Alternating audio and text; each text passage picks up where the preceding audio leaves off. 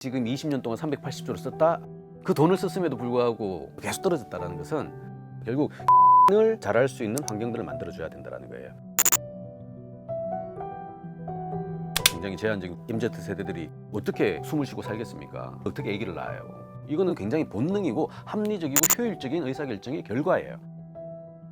들을수록 똑똑해지는 지식 뉴스. 올 1분기에 발표된 출산율은 사실은 바닥권인 거고요. 이 상황을 설명할 때 전대미문의 위기 상황이에요. 하지만 문제는 앞으로 볼 게 더 바닥이라는 거죠. 왜? 우리나라의 출산율은 뚜렷한 상고하저 현상을 보여요. 상반기에 굉장히 높고요. 뒤로 갈수록 떨어집니다. 그래서 이거는 전 인류가 가지 않은 길이에요. 결국 굉장히 심각한 거죠. 안녕하세요. 반갑습니다. 한양대학교에 있는 전영수입니다. 우리가 사실 인구가 위기다라고 얘기할 때 이제 직접적으로 느끼는 정황 증거들은 출산율이죠. 문제는 이게 숫자라다 보니까 체감도가 굉장히 떨어져요. 그래서 우리 이렇게 한번 상상을 해보시죠. 가족이라는 단어를 우리가 구글에 치면 어떤 이미지가 떠오를까요? 아마도 아빠, 엄마, 자녀들, 이른바 우리 한국 사회에 굉장히 굳건한 가족 모형을 이제 가지고 있는 거고요. 가계도라고 치면 어떨까요? 사실은 위에 이제 일대가 두 분이 계시면 밑에가 이제 여러 명이 나오는 거고 또 거기 밑에 또 여러 명이 나와서 굉장히 폭발적으로 증가하는 것들을 의미한다는 것이죠. 통상 이 숫자가 유지되는 거니까 둘. 근데 이 둘이 이제 그 소위 결혼 정년기가 될 때까지 잃어버리는 친구들이 있어서 0.1을 더해서 2.1명을 인구 유지선이라는 단어를 씁니다. 근데 중요한 거는 2.1이 돼야 되는 0.7이 된 거예요. 그러니까 둘이 나와서 하나가 나와도 사실은 괜찮은데 하나가 더 안 나오는 상황이에요. 이런 순서로 가고 있으면 요 3대 가면 어떻게 될까요? 거의 제로에 수렴합니다. 그러면 이제 한국의 미래는 없어요. 학생 수가 줄어든 게 눈에 보이셨겠네요. 그럼요. 확연히 팍팍팍 줄더라고요. 한 해. 저는 일단은 2.1명까지 다시 갔으면 좋겠습니다. 근데 거의 불가능한 이슈예요. 많은 젊은 분들이 지금 괴로운 건 뭐냐면 출산도 출산이지만 출산 이후가 더 골치 아프거든요. 또 반대로 얘기하면 출산 이전은 왜 또 생각하지 않는 거죠? 라는 거예요. 이게 또 한국의 특수성이거든요. 한국은 출산율이 사실은 이제 0.6에다 0.7 하는 게 뭐냐면 혼인이 전제된 경우에 나오는 출산율이에요. 한국은 혼외자 출산율이 3%가 안 돼요. 그러니까 아기들 100명 나오면 3명 정도만 혼외자, 97명은 당연히 법적 결혼을 한 다음에 출산을 하는 경우거든요. 그 얘기는 뭐냐면 부모에다가 결혼을 하신 분들만 넣어서 출산을 따지면 한국도 1.67 가까이 나와요. 그러면 이제 수수께끼가 풀리죠. 왜냐하면 주변에 결혼하면 보통 하나가 잘 없고 둘도 많거든요. 뭐 심지어 셋도 있잖아요. 근데 그들은 보통 1.67을 만들어줘요. 근데 전체 총으로 하면 우리가 0.6이에요. 그건 무슨 의미죠?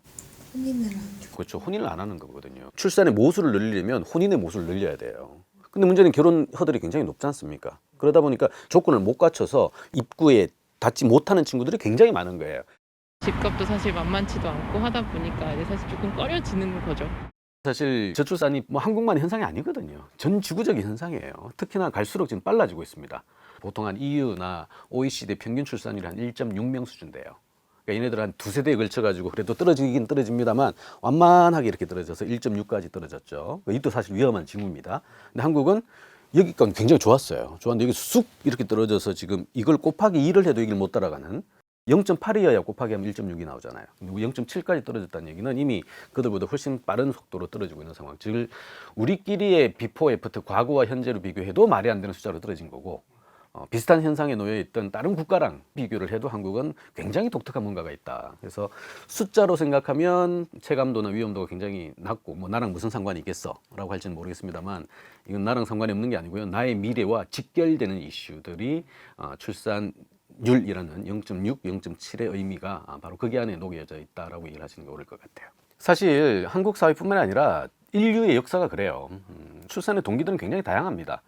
우리가 과거 이제 못 살았던 시절에는 10남매, 12남매도 많았어요. 그 얘기는 굉장히 사랑해서 낳았겠죠. 하지만 사랑하는 그 기능도 있습니다만 기본적으로 제조의 기능도, 노동의 기능도 있는 거고요. 또 본인들이 이제 늙었을 때 먹여 살려야 되지 않습니까? 우리 보험이라고 그러죠. 봉양의 기능도 있는 거. 이런 다목적 하에서 사실은 출산을 하게 됩니다. 이건 한국만이 아니라 전 세계 표준 이슈예요. 그래서 전 세계 인류 인구는 끊임없이 늘어납니다. 그런데 이게 최근에 뚜렷이 반전되고 있고 그 반전의 가장 앞단에 지금 대한민국이 서 있다. 그래서 1.6을 가지고 있는 주요 선진국에서는 어쨌든 앞으로 인구가 줄어든다는 것은 기본적인 이제 팩트로 받아들이고 있어요. Actually, we see an acceleration in the drop in the fertility rate. Where does this lead? This does not lead to a greater civilization. This leads to a civilization that potentially dies not with a bang, but with a whimper in adult diapers. That is a sad ending. 지금 이제 선진국들이 골치 아픈 게 뭐냐면 어쨌든 성장은 많이 이루어진 상황이고 인구도 이제 줄기 시작했어요. 이게 이제 계속 떨어질 텐데도 잘 살아야 되잖아요. 그러니까 결국 인구가 줄어들어도 뭔가 좀 잘 살 수 있는 방식이 없을까를 고민하고 있는데, 근데 그러고 있었는데 멀리 이렇게 보니까 저기 동방의 작은 나라 한국이 우리보다 더 나쁜 숫자 0.67을 만든 거예요. 근데 얘네들 그냥 못 사는 나라 같으면 에이 그건 표준 편차에서 벗어난 예외 상황 이러면 될 텐데, 자기네들하고 어깨를 나란히 하는 선진국이거든요. 경제 체제나 인식이나 모형이나 환경 자체가 걔네들하고 크게 다르지 않아요. 그런 상황에서는 당연히 벤치마킹의 가능성으로 우리 사회를 볼 수밖에 없는 것이죠. 한국을 좀 분해를 해서 만약 잘못된다. 저 한국의 길은 최대한 피해야 돼. 다른 길로 가자. 그네들 입장에서는 한국은 굉장히 재미난 국가인 거죠. 정부는 이 저출산 문제를 어떻게 대응하고 있나요? 많은 노력을 했죠. 이제 즉각적으로 효과성, 체감성이 없다 보니까 사실 이제 정책이라는 것은 많은 비난들이 되고 있죠. 결과적으로 아쉬운 건 있어요. 정확하게는 좀 잘못됐다라는 표현보다는 방향을 조금 잘못 맞추지 않았나라는 생각이 드는 거죠. 이건 분명히 출산 이슈예요. 하지만 결국 아까 모두에 말씀드린 2.1명이라는 인구 유지선은 한국에서는 1983년에 깨져요. 83년이면 아마 이 방송을 듣고 계신 많은 분들이 우주의 DNA로 계실 때거든요. 그때 지금 이미 한국 인구는 줄어들 것이라는 신호가 나왔어요. 근데 그 시점에 우리의 정책들은 어땠냐? 여전히 산하 제한 정책이었거든요. 그래서 한국은 80년대 초반에 정말 드라마틱하게 출산율이 떨어져요. 그 얘기는 뒤집어 얘기하면 정책의 효과성이 굉장히 좋았어요. 그러고 나서 이제 다시 인구를 늘립시다라고 하는 것은 한국에서는 2004년도에 저출산 고령사회 기본 대책법 위원회 만들어지면서 이제 고작 한 20년 정도가 된 거죠. 이렇게 얘기도 할 수 있어요. 아이고, 이건 세대 정책인데 20년 해가지고 사실 성과를 볼 수 있다라고 기대하는 것은 너무 빠른 거 아니야라고 할 수도 있죠. 하지만 그럼에도 불구하고 20년 동안 그 돈을 썼음에도 불구하고 같은 방향으로 계속 떨어졌다라는 것은 이건 아마 정책에 대한 재구성의 필요로 연결될 수밖에 없다고 보는 거고요. 20년 전에는 맞았을지도 몰라요. 근데 지금은 아마 틀려졌을 겁니다. 시대는 많이 바뀌거든요. 인구 위기 극복 중대본이 필요하지 않을까. 그래서 그걸 통해서 정말로 우리 사회가 날마다 그걸 챙겨보고 대책을 세워야만이 이 나라가 우리 민족이 제대로 살 수 있지 않을까. 또 더 중요한 거는 이런 말이 있죠. 귀에 걸면 귀걸이, 코에 걸면 코걸이라고. 중앙정부는요 굉장히 복잡해요. 뭐 특정 예산에 의해 가지고 특정 정책에 의해서 특정 이슈를 풀기 위해서 이 예산을 투입했다라고 얘기는 할 수는 있겠죠. 근데 그게 정확하게 갔냐 안 갔냐 판단하기 어렵습니다. 그 얘기는 뭐냐면 중간에 누수도 많고요, 중간에 중첩도 많고요, 뭐 굉장히 막 복잡다단한 방식으로 셈법들이 이루어지고 있기 때문에 정확하게 지금 20년 동안 380조를 썼다? 저는 일단은 그 자체에 대해서 퀘스천 마크고요. 뭐 그럼에도 불구하고 많은 돈을 쓴 거는 사실일 겁니다. 그리고 그 비중 자체의 변화도 뚜렷이 보일 거예요. 예를 들어 20년 전에 그 판단했을 때 왜 출산을 하지 않을까? 아마도 20년 전이라는 얘기는 한국이 선진국에 진입하지 않았을 상황이거든요. 한참 개발의 압력이라든가 실제 개발의 가능성을 갖고 있었던 상황. 그 상황에서는 인플레가 존재했단 말이에요. 인플레가 존재할 때 미래 세대들에게 가장 큰 그 확신을 주는 것은 뭐냐면 일자리예요. 고용이에요. 그 얘기는 고용과 관련돼 있는 파트에 고용량을 늘리는 기업에 보조금을 더 준다거나 하는 방식들, 혹은 뭐 우리 그 직주와 관련된 이슈가 되겠죠. 직업과 주가 왔다 가는 직업 파트에 많은 부분을 아마 썼을 거예요. 근데 지금은 한국 선진국이잖아요. 그렇게 따진다면 사실은 개도국의 마인드, 요구 사항에 아마 정책적인 배려나 투자가 생각보다 많이 들어가지는 않을 거예요.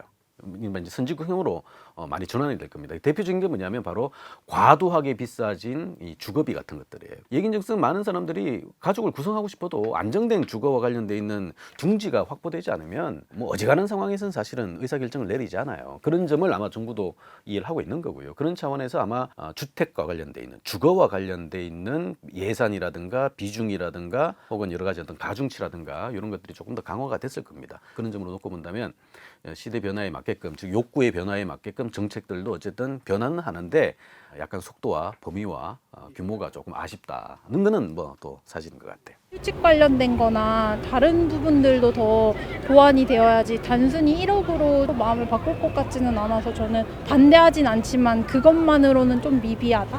그리고 저희 이제 출산과 관련된 정책을 많이 썼을 거예요. 하지만 성과가 안 나왔던 이유는 뭐냐면 모수 자체가 굉장히 제한적이었을 것이다. 결국 결혼을 잘할 수 있는 환경들을 만들어줘야 된다는 거예요.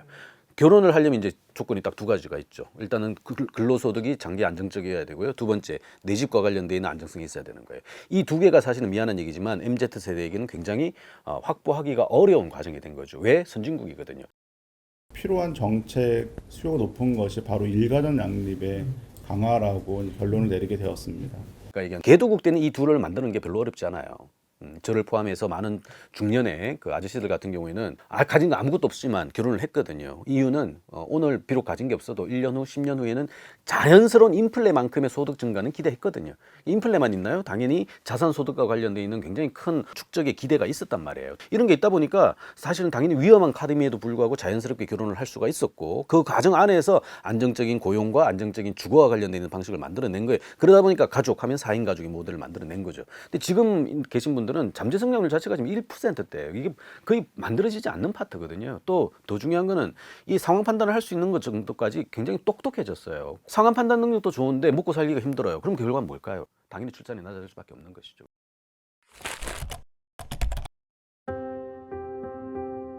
서울은 이미 0.6이 무너져서 0.5까지 떨어진 상황이었잖아요. 서울은 지속 가능한 근로소득 측면에서나 아니면은 안정적인 주거 문제나 불안함이 더 크다라고 봐야 되는 거죠. 우선 한국의 독특함을 좀 정리를 하고 가야 됩니다. 소위 이제 인구 감소를 향해서 달려가는 인류의 공통적인 어떤 환경 변화는 다른 나라도 다 있어요. 소위 도농 불균형이라는 그 격차를 만들어냈던 사람의 이동이에요. 결국 이주하는 인류라 그러잖아요. 채집부터 시작해가지고 우리가 사냥을 포함한 우리가 아주 구석기 신석기까지 가지 않더라도 많은 사람들은 지금 이 순간에도 본인의 행복을 위해서 이동을 합니다. 그건 굉장히 본능이고 합리적이고 효율적인 의사결정의 결과예요. 그게 부작용을 만들어내지 않도록 하는 게 사실은 소위 제도고 철학이고 환경인 거거든요. 이걸 내버려두고 계속 가서 만약에 유지가 되면 아무 상관이 없습니다만 유지가 안 되면 이거는 거기서 이제 격차가 발생하고 소위 이제 부딪힘이 발생한다는 거거든요. 한국 같은 경우는 그런 거예요. 왜 선진국은 1.6인데 0.6까지 떨어졌을까? 왜 선진국에서는 없는데 한국만 이렇게 떨어졌던 현상들이 뭘까? 한국의 출산율은요, 17개의 광역지자체라고 표현합니다만 서울을 중심으로 거리가 멀수록 출산율이 높아요. 여기서 일단 설명이 다 됩니다. 뭐냐면 우리는 이제 전라남도 같은 경우에 0.9 후반대까지 출산율이 나옵니다. 근데 서울은 출산율이 0.5예요. 거의 2배 차이가 나요. 이 0.9와 0.5, 즉 이동 때문에 발생하는 0.4의 소위 증발분이죠, 사실은. 이 증발분이 다른 나라에는 없는 현상들이라는 거예요. 결국 정리하면 이런 겁니다. 다른 나라는 사회이동이 있습니다. 있는데 생각보다 굉장히 적어요. 근데 우리나라는 생각보다가 아니라 거의 상식이죠. 마른 제주도로 살아면 서울로. 그죠? 모든 부모들의 인식. 공부 잘해야지, 공부 잘해야지. 전교 1등은 어디로? 무조건 서울로.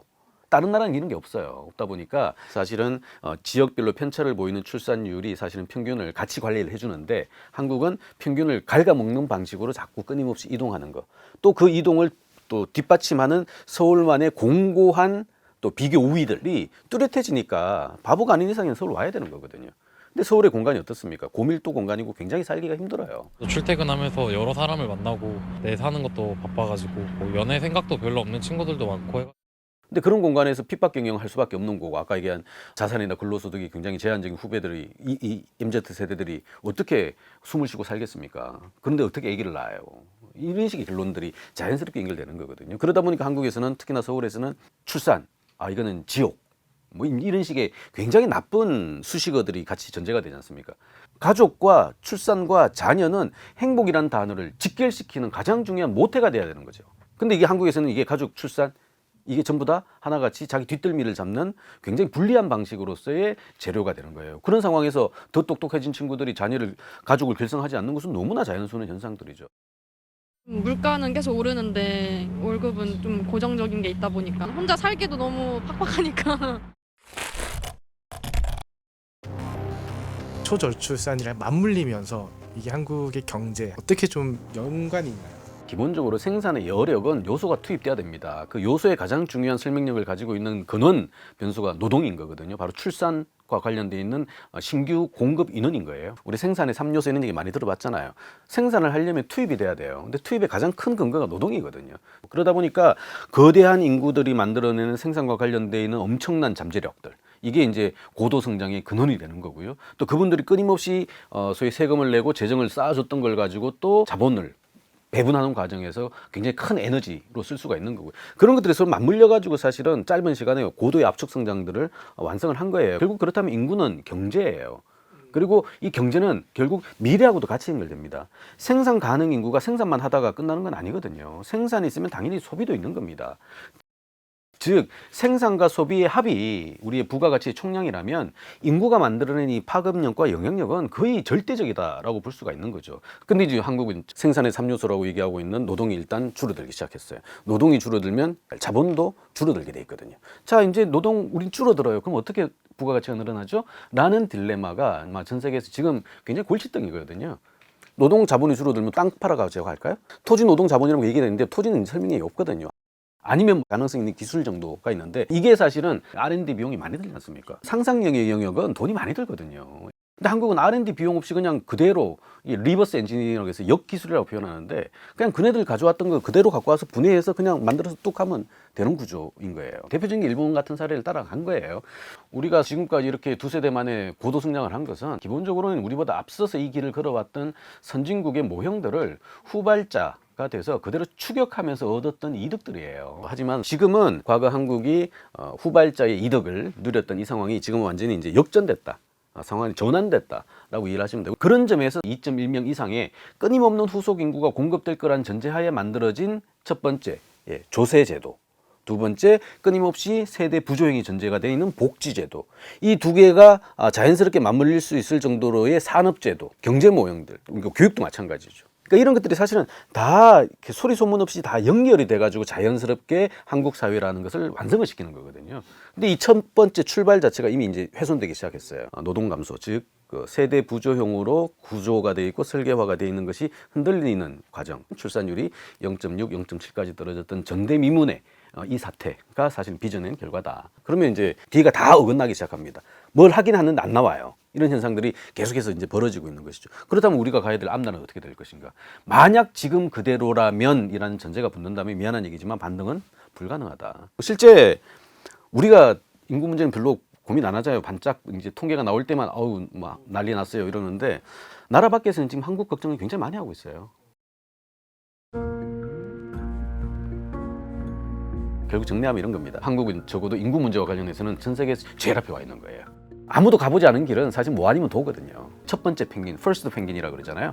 퍼스트 펭귄의 운명 딱 두 가지거든요. 먼저 뛰어들어가지고 물개한테 잡아먹히거나 아니면 먼저 뛰어들어가지고 생선을 지가 다 먹거나 인 상황인 거예요. 그렇게 놓고 본다면 이렇게 격차가 벌어진 게 오히려 역발상으로 더 좋은 전환의 기회가 될 수도 있는 거죠. 노동의 투입이 없는데도 지속 가능한 모델을 만들어내는 것, 결국 이게 우리의 상식과 질서의 대전환이에요. 지금 많은 정황 증거들이 그걸 얘기를 하고 있는데 우리는 60년, 70년대 만들어진 질서에서 못 벗어나고 있는 거예요. 저희처럼 50대, 60대는 그게 너무 익숙하거든요. 질서는 늘 변할 수밖에 없다. 근데 왜 자꾸 과거 질서를 가지고 특히나 선진국에 태어난 친구들을 제어하려고 하고 교육하려고 하냐라는 게 사실 가장 큰 차이죠. 연금은 어마어마한 돈을 가지고 운영을 할 수 있잖아요. 사실 우리가 경제 좀 보면은 주가는 계속 우상향으로 성장을 했었잖아요. 그러면 그 돈은 지금 커버가 안 되는 건가요? 그것도 중요한 포인트예요. 현재 국민연금만 한 1,100조 가까이, 600조 가까이는 운용 수익이에요.